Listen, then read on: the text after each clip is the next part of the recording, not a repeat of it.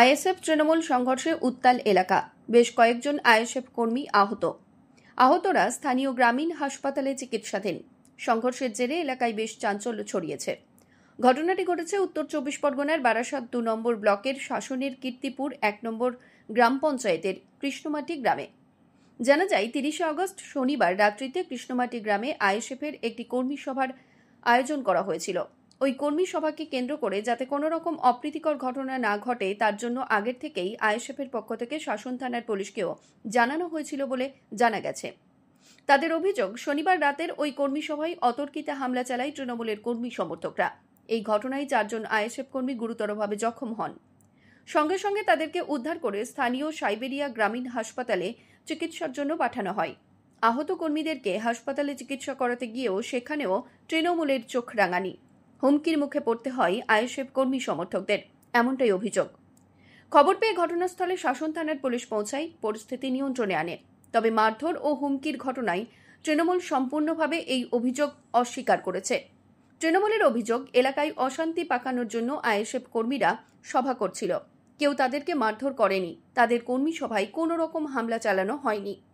তবে প্রশ্ন হলো, কিভাবে গুরুতর আহত হয়ে আইএসএফ কর্মীদের হাসপাতালে ভর্তি হতে হলো? হাসপাতালের মতন একটা গুরুত্বপূর্ণ জায়গায় কিভাবে সেখানে তৃণমূল চড়াও হলো? পুলিশকে জানানো সত্ত্বেও কেন এমন অপ্রীতিকর ঘটনা ঘটল? পুলিশ কেন তাদের নিরাপত্তা দিতে পারল না? এই সমস্ত কিছু নিয়েই উঠছে প্রশ্ন। এই ঘটনা কি ঘটেছিল তা বিস্তারিতভাবে শুনব আইএসএফ নেতাদের কাছ থেকে। শোনাবো আপনাদের বিশ্ব দরবারে। শাসন থেকে সুবীর মণ্ডলের রিপোর্ট, বিশ্ব দরবার সংবাদ। কীর্তিপুর 1 নম্বর অঞ্চলে একটা কর্মী সভা ছিল। আগে থেকেই ডিসাইড করা ছিল এখানে কর্মী সভাটা আমি করতে আসার আগে ওরা থানাতেও জানিয়েছিল যে কর্মী সভা হবে। সেই মতো অবস্থায় থানাও ছিল, এরা কর্মী সভা করেছে।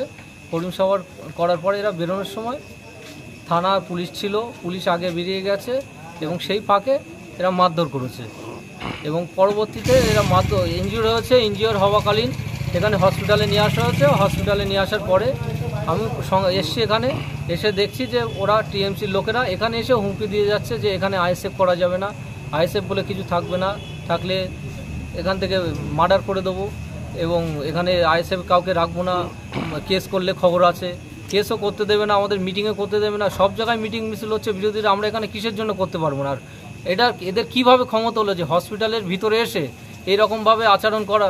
হসপিটালে এসেও দাদাগিরি চলছে, এটা কি? আপনারা থানা অভিযোগ জানিয়েছেন? অবশ্যই আমরা থানাতে অভিযোগ দেবো। আমরা এখন এখান থেকে হসপিটালে মেটানোর পরে আমরা বড়বাবুর কাছে যাব, বড়বাবুর সঙ্গে কথা বলবো, কথা বলে আমরা থানায় কমপ্লেন দেবো। তারপরে দেখি ওরা কি করে, কাকে মারে আর কার গায়ে হাত দেয় দেখে নেবো। বড়বাবুর সঙ্গে কথা বলে আমরা কালকের মধ্যে এখানে এই কীর্তিপুর 1 নম্বর অঞ্চলে আমরা স্ট্রিট কর্নার বা মিটিংয়ের ব্যবস্থা করবো। আমরা 3 রাউন্ড গুলি চলেছে বলে একটা অভিযোগ উঠে আসে। ওরা এখন বাইরে নাকি লোকজন জোগাড় করছে, আমাদেরকে মারধর করবে। আমরা এখানে উপস্থিত আছি, আমরাও দেখবো আমাদের কে গায়ে হাত দেয়।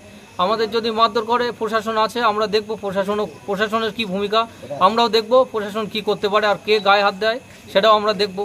তা আইনত যেটা ব্যবস্থা করার আমরা আইনত ব্যবস্থা করব। আমরা আইনের প্রতি আস্থা রাখি। আপনার নাম আর পরিচয়? আমার নাম, আমি অ্যাডভোকেট পিয়ারুল ইসলাম, হাড়োয়া বিধানসভার আইএসএফের অবজারভার। বিষয়টা আমাদের আজকে আইএসএফের আমাদের অবজারভার আসবে, অবজারভারের সঙ্গে আমাদের সাক্ষাৎ হবে। আমাদের অঞ্চল কমিটির সঙ্গে আমাদের দলের কাজ কর্মসূচি ছিল, কিন্তু তৃণমূলরা আজ যেভাবে দুষ্কৃতির মতন করে হামলা করছে, এরা সমাজে, দেশের মানুষ, রাজ্যের মানুষকে খুব কীভাবে আক্রমণ করছে, শরীরের ওপর কি করছে। হ্যালো, বলছি ওই কীর্তিপুর 1 নম্বর পঞ্চায়েতের ওখানে আর কি ওই আইএসএফ এর একটা কর্মী সভা ছিল। তাদের দাবি যে তাদের উপরে অতর্কিত হামলা চালানো হয়েছে, মারধর করা হয়েছে।